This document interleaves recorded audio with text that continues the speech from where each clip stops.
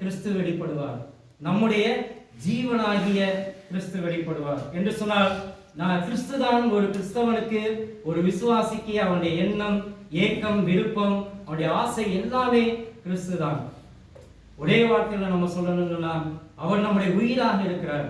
ஜீவன்கிற அந்த வார்த்தை கூட அது அவ்வளவு தாக்கத்தை கொடுக்கக்கூடிய வார்த்தையா தெரியல. அவர் நம்முடைய உயிராக இருக்கிறார். நம்முடைய உயிராக இருக்கக்கூடிய கிறிஸ்து அவர் வெளிப்பட போகிறார், அவர் தோன்ற போகிறார், அவர் மகிமையிலே வரப்போகிறார் என்கின்ற அந்த மாபெரும் நம்பிக்கையை அங்கே பவுல் நினைவுபடுத்துகிறார். அது எவ்வளவு ஒரு மகிமையான ஒரு நம்பிக்கை. ஆண்டவருடைய பணியை செய்யக்கூடிய நாம் அனைவருக்கும் அந்த நம்பிக்கையை ஒவ்வொரு நாளும் ஒரு ஊக்கத்தையும், உத்வேகத்தையும், உற்சாகத்தையும் கொடுக்கக்கூடியதாக இருக்கிறது. நம்முடைய ஜீவனாகிய கிறிஸ்து வெளிப்படுவார். அப்படி அவர் வெளிப்படும் போது நீங்களும் அவரோட கூட மகிமையிலே வெளிப்படுவீர்கள் என்று சொல்கிறார். எவ்வளவு அற்புதமான ஒரு காரியம். பிரியமானவர்களே, கடந்த 2 நாட்கள் நாம் நம்முடைய பாடங்களிலே கற்று வருகிறோம். குறிப்பாக ஆபிரகாமின் வாழ்க்கை குறித்து நாம் கற்று வருகிறோம். ஆபிரகாமை ஆண்டவர் ஊர் என்கின்ற அந்த பட்டணத்திலிருந்து அழைக்கிறார். அவன் காணாத ஒரு தேசத்தை நோக்கி அவனை போக சொல்கிறார். ஆபிரகாமுடைய அந்த விசுவாச வாழ்க்கையை சற்று எண்ணி பாருங்கள். அந்த பட்டணத்தை விட்டு அவர் புறப்பட்டு தான் காணாத தேசத்தை நோக்கி அவர் போகிறார். அதே போலதான் நானும் நீங்களும் நம்முடைய விசுவாச வாழ்விலே நாம் பயணப்பட்டு செல்கிறோம். பிற்பாடு நேற்று நாம் சிந்தித்தோம், அந்த ஆயி என்று சொல்லக்கூடிய அந்த பட்டணத்திலிருந்து பெத்தேல் என்று சொல்லக்கூடிய அந்த பட்டணத்தை நோக்கி ஆபிரகாம் போகிறார். ஆயி என்று சொன்னால் அது சிதிலமடைந்த இடிந்த கட்டிடங்கள் நிறைந்த ஒரு இடம். பெத்தேல் என்று சொன்னால் அது கடவுளுடைய வீடு.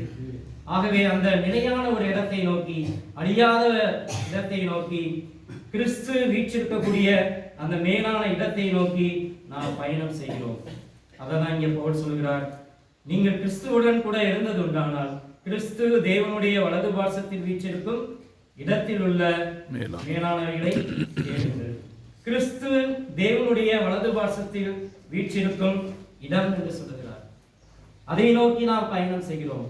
நம்முடைய ஆண்டவராகிய இயேசு கிறிஸ்து எல்லா காரியங்களையும், எல்லா பணியையும் முடித்தவராக அவர் இப்போது தேவனுடைய கடவுளுடைய வலது பார்சத்தில் அவர் வீற்றிருக்கிறார். சிம்மாசனத்திலே அவர் ராஜாவாக அமர்ந்திருக்கிறார். அந்த இடத்தை நோக்கி நாம் பயணம் செய்கிறோம். நம்முடைய விசுவாச கண்களினாலே நாம் அவரை பார்த்தவராக இந்த வாழ்வை நாம் நடத்தி செல்கிறோம்.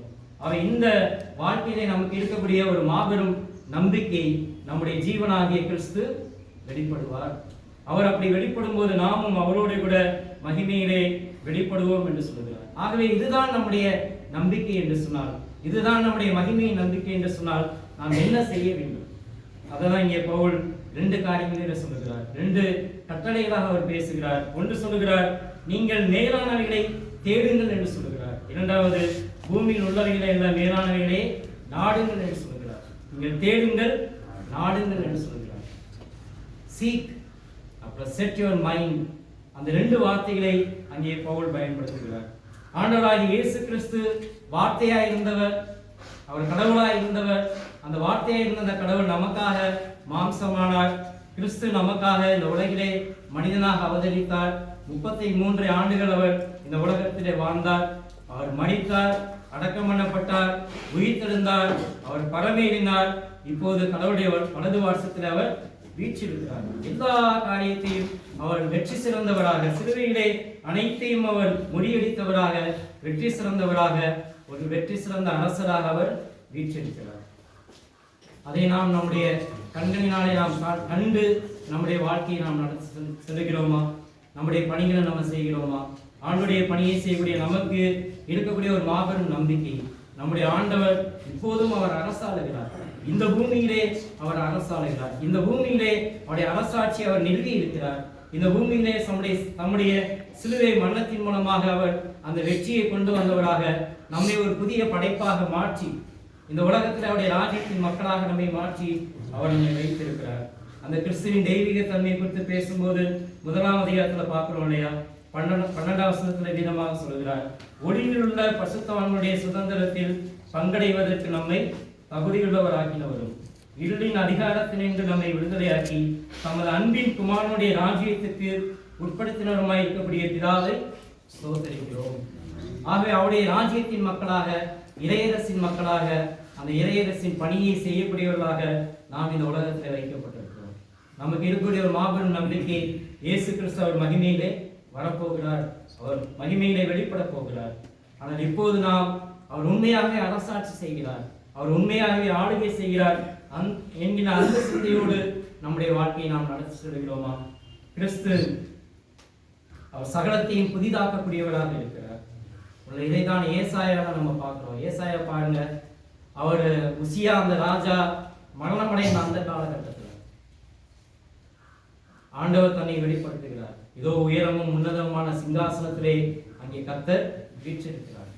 அங்கே சேனையின் கர்த்தராய் அந்த பரிசுத்தரை என்னுடைய கண்கள் கண்டதே, ஐயோ நான் அதமானேன் என்று சொல்லி அங்கே ஏசாயா ஆண்டுடைய பாதத்திலே தன்னை சமர்ப்பிக்கிறத நம்ம பார்க்கிறோம். அதே ஆண்டவர் இப்போதும் அவர் ஆளுகை செய்கிறார். அவை நம்முடைய பொறுப்பை நாம் உணர்ந்து செயல்படுகிறோமா? நேற்று நம்ம சிந்தித்தோம், எஸ்ரா அவர் கர்த்தருடைய வேதத்தை ஆராயவும் அதன்படி செய்யவும் உபதேசிக்கவும் தன்னுடைய இருதயத்தை பக்குவப்படுத்தியிருந்தார். அதே வார்த்தை தான் இங்கேயும் வருது. உங்களுடைய இருதயம், உங்களுடைய மனம், உங்களுடைய எண்ணம், உங்களுடைய ஏக்கம், உங்களுடைய வாஞ்சை, உங்களுடைய விருப்பம், இது எல்லாம் எதுவாக இருக்கிறது? நம்முடைய இருதயத்தை நாம் எப்படி பக்குவப்படுத்துகிறோம்? எஸ்ரா கர்த்தருடைய வேதத்தை படிப்பதற்கு, கற்றுக்கொள்வதற்கு தன்னுடைய மனதை அவர் பக்குவப்படுத்தினார். அதை செய்வதற்கு எவ்வளவு போராட்டங்கள்! அங்கே ஞாயிற்றுக்கிழமை நம்ம பிரசங்க இடத்துல நின்று நாம் வார்த்தைகளை பேசுகிறோம், ஆனால் நடைமுறைப்படுத்துவதற்கு நாம் எல்லாருமே போராடுகிறோம். கடவுளுடைய வார்த்தையின்படி நடப்பது எவ்வளவு சவாலான ஒரு காரியமாக இருக்கிறது. அப்போஸ்தலனாகிய பவுல்